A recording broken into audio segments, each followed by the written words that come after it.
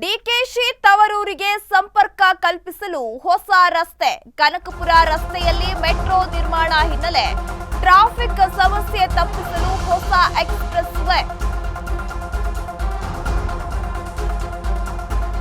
ಡಿಕೆಶಿ ತವರೂರಿಗೆ ಸಂಪರ್ಕ ಕಲ್ಪಿಸೋಕೆ ಹೊಸ ರಸ್ತೆ ನಿರ್ಮಾಣ ಮಾಡೋಕೆ ಈಗ ಪ್ಲಾನ್ ಅನ್ನ ರೂಪಿಸಿಕೊಳ್ಳಲಾಗ್ತಾ ಇದೆ.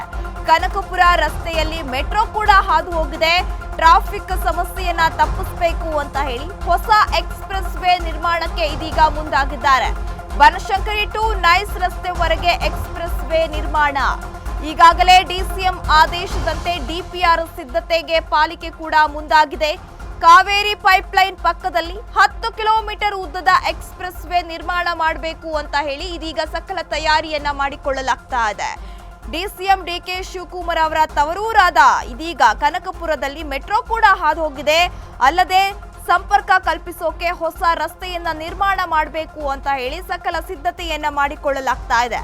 ಬನಶಂಕರಿ ಟು ನೈಸ್ ರಸ್ತೆವರೆಗೆ ಎಕ್ಸ್‌ಪ್ರೆಸ್ ವೇಯನ್ನ ನಿರ್ಮಾಣ ಮಾಡಬೇಕು ಅಂತ ಹೇಳಿ ಎಲ್ಲಾ ರೀತಿಯ ತಯಾರಿಯನ್ನ ಮಾಡಿಕೊಳ್ಳಲಾಗ್ತಾ ಇದೆ.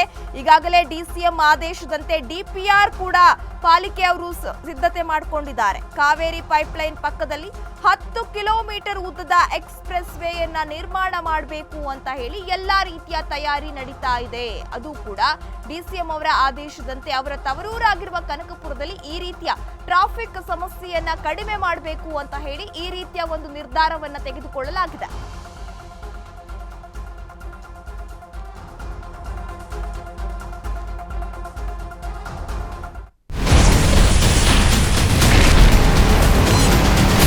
Ashwavega English News.